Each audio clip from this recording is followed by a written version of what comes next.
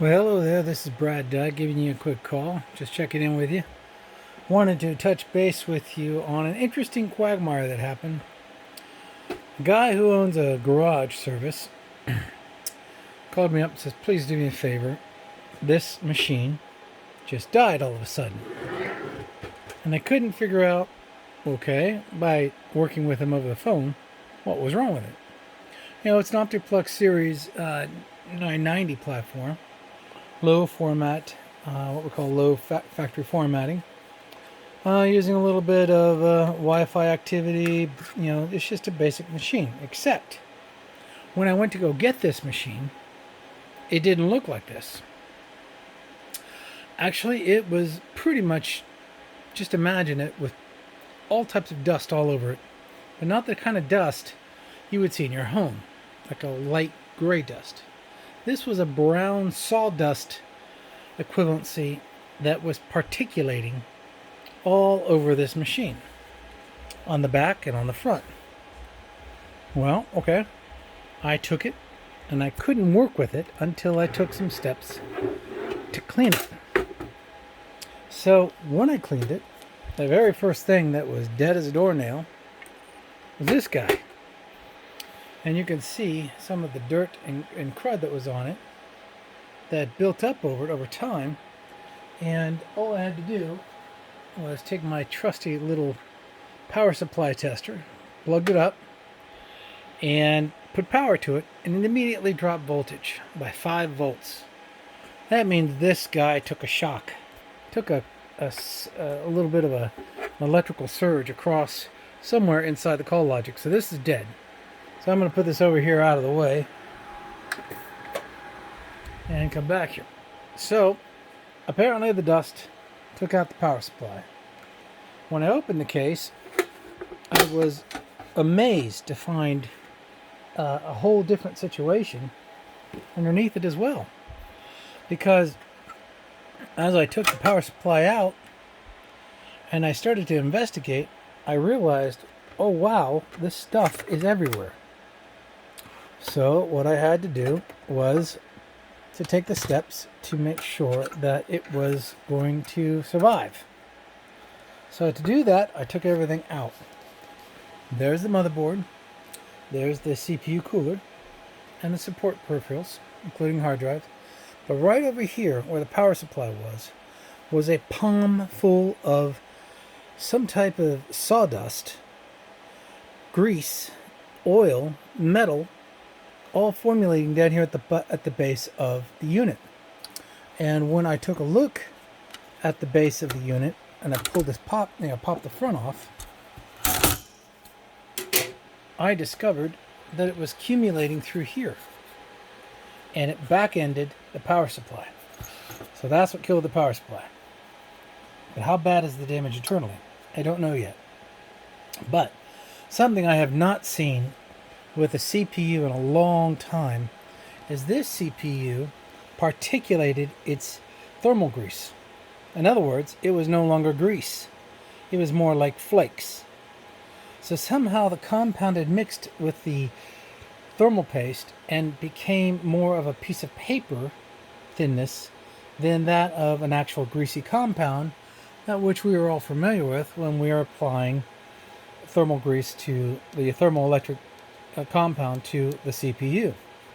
And when I looked at the CPU cooling, which was in trouble as well because all of this was clogged up, I looked here and the same kind of effect separated the copper contact from the CPU. Again, somehow related to how this dust was intermingling with the material. Not good, right? Right. So what we have to do here is I completely, using inert gases, particulated everything on the motherboard. On both sides, it's good, it's clean, it's solid, it's in good shape.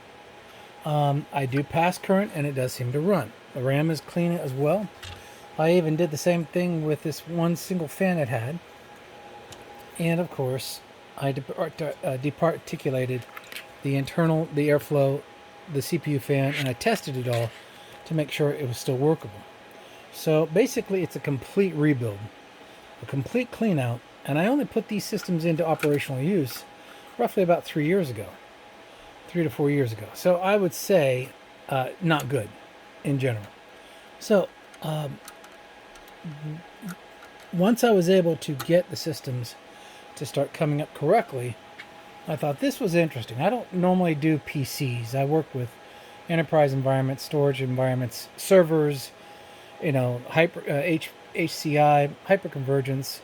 I work with the capacities which are far greater than these, but he's a good guy. He helps me out. I help him out, and this is going to be salvageable for him. But I thought it was really interesting because you don't see this kind of effect from a business. But since they do grind motors and they do weld and they do a lot of oil and other chemicals, and then they use this sawdust or a particulate dust to put down on the floor to absorb these materials, and then they try to suck them up with their sweepers or their dustpans, or even actually break down and use a vacuum cleaner, which would be excellent, by the way.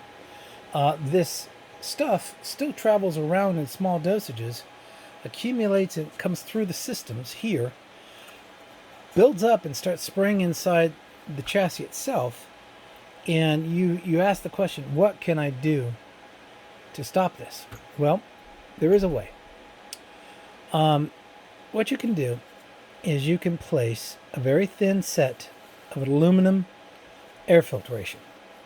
Now, this is not an easy process because you've got all these exposed points on the talent. And you can cut and snip and you can put them in. And what happens is they act as a stop gate, and they'll seal up in the front and eventually cause you to do maintenance on it. But the machine has a better chance of surviving the larger particulates, especially in the back way here. Now, what's an alternative to this? Well, as you can see here, people use their systems in certain ways. They'll have enclosures, constructs, and so on to house their computer system, like you see here. Inside, even though it's just a static resistant cardboard, I have components in there, and they don't get filled full of dust. And you can use the metal mesh filtration to encase the storage facility platform. Let's say it's a cabinet, right, with a countertop where your mouse and keyboard and monitor are, but you put screens in the areas where air flows into where your PC is, and they catch the dust, not your PC. It's your PC that attracts it, because a PC computer generates static electricity. It causes the cling effect by flowing the air through the system and heat convection, the two things you need to make it happen. When you address the heat convection with the cooling, and you're cooling pretty well, it's not so bad. But it's a garage, right? They're servicing people, things are exposed, temperature is not always the same, and voila, you've got yourself a problem. So I just wanted to show you this and how we went through the process of fixing it. And yeah, this does happen. So think of you holding yourself a handful of sawdust, and then you sprinkle aluminum powder or iron and so on, and then dribble some oil and silicone, WD-40 and other compounds into it, mesh it all together. It turns into like a gray sawdust, and then that's what's traveling around in the garage. So for all you garage guys who have your services groups, this is why your computers die over time, and a short time actually, within roughly 3 to 4 years. So you can make your systems last a lot longer if you just get with a PC guy or a friend who knows a lot about computers, who will come in and carefully clean out this debris from your motherboard, because it's not dust, it's debris, particulated debris to be exact. So I hope this helps out those who have garages and work with these little cheap low-end systems to get what they need to do for their point of sale or their tech stations or their alignment systems and so on. That you can save your hardware if you just do a little bit of maintenance. Well, I hope this helps out some. Sorry it's not really on topic of my normal stuff, but it's a great example of how you can take your knowledge, even if it's really advanced, and turn it into something beneficial for your friends. Have a good evening, and I hope you like. Like if you do. Bye.